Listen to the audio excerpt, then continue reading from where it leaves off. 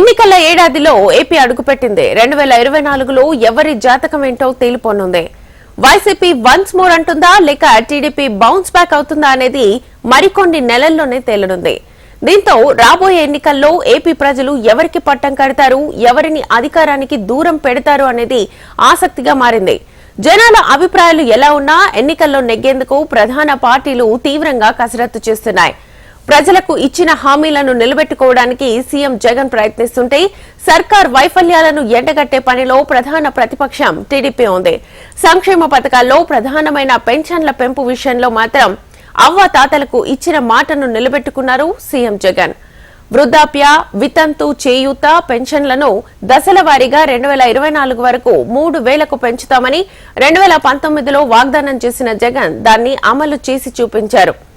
ఏడాదికి 250 రూపాయలు పెంచుకుంటూ 3,000 టార్గెట్ ను రీచ్ అయ్యారు.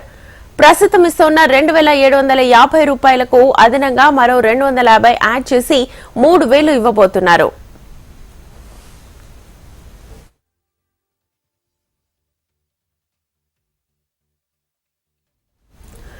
న్యూ ఇయర్ గిఫ్ట్ గా జనవరి 1 నుంచి పింఛన్ మొత్తాన్ని 3,000కు పెంచుతున్నట్లుగా ప్రకటించారు సీఎం జగన్. ఈ నెల 3న కాకినాడలో సీఎం జగన్ ప్రారంభించనున్నారు. మండలాల వారీగా ఈ నెల 8 వరకు పండుగ వాతావరణంలో పెంచిన పింఛన్లను పంపిణీ చేస్తారు. గడప వద్దే లబ్దిదారులకు అందించనున్నారు వాలంటీర్లు. ఈ నెల నుంచి కొత్తగా మరో 1,17,000 మందికి పెన్షన్ ఇవ్వనున్నారు. అందరినీ కలుపుకుంటే 66,34,000 మంది లబ్దిదారులకు 1,968 కోట్ల రూపాయలను పింఛన్లుగా అందించనున్నారు. 2018 వరకు టీడీపీ ప్రభుత్వంలో నెలకు 1,000 రూపాయల పెన్షన్ ఇచ్చేవారు. ఆ తర్వాత 2019లో వైఎస్ఆర్సీపీ ప్రభుత్వం అధికారంలోకి వచ్చిన తర్వాత జూలై నుంచి 2,250 రూపాయలకు పెన్షన్ ను పెంపు చేశారు. 2022 జనవరిలో 2,500 రూపాయలకు పెంపు చేసింది. 2023 జనవరి నుంచి మరో 250 రూపాయలు పెంచి 2,750 రూపాయలు ఇచ్చింది. 2024 జనవరి నుంచి మరో 250 రూపాయలు పెంచి మొత్తం 3,000 చేసింది. రాష్ట్రంలో వైసీపీ ప్రభుత్వం అధికారంలోకి రాకముందు 39 లక్షల మంది పెన్షనర్లు ఉంటే డిసెంబర్ వరకు 64.45 లక్షల మంది లబ్దిదారులున్నారు.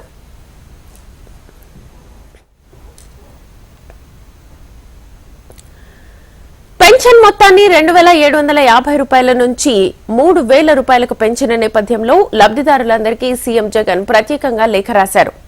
ఇళ్ల వద్ద పెన్షన్ డబ్బులు పంపిణీ చేసే సమయంలో సీఎం జగన్ రాసిన లేఖ ప్రతిని వాలంటీర్లు వారికి అందజేశారు. అవ్వాతాతలకు మనవడిగా, ఒంటరి మహిళలు, వితంతువులు, దివ్యాంగులకు అన్నగా, తమ్ముడిగా, చేనేత, కల్లుగీత, మత్స్య, చర్మకారులు, ఎయిడ్స్ వ్యాధిగ్రస్తులకు శ్రేయోభిలాషిగా మానవీయ కోణంలో సీఎం జగన్ సంస్కరణలు చేపట్టారు.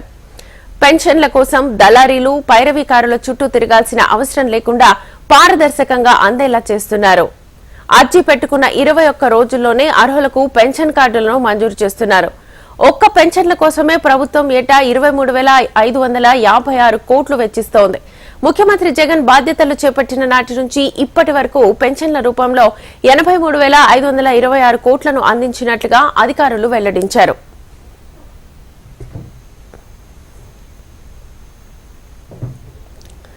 పెన్షన్లు అనేది ఒక సామాజిక భద్రత.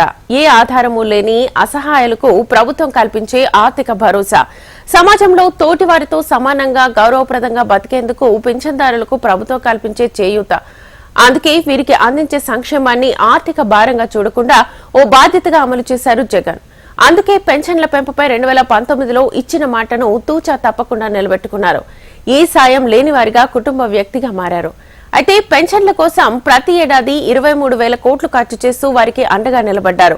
అధికారంలోకి వచ్చే నాటికి 1,000 రూపాయలుగా ఉన్న పెన్షన్ను ఇప్పుడు 2 రెట్లు పెంచి 3,000కు పెంచారు జగన్.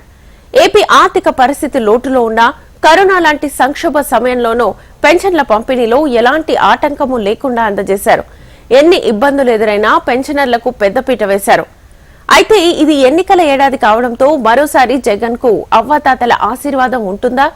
రాబోయే ఎన్నికల్లో ఆసరా పెన్షనర్లు ఎటువైపు నిలబడతారు? పెన్షన్ను 3,000కు పెంచిన జగన్ కే మద్దతిస్తారా లేక కొత్త ప్రభుత్వాన్ని ఎన్నుకుంటారా అనేది ఆసక్తిగా మారింది.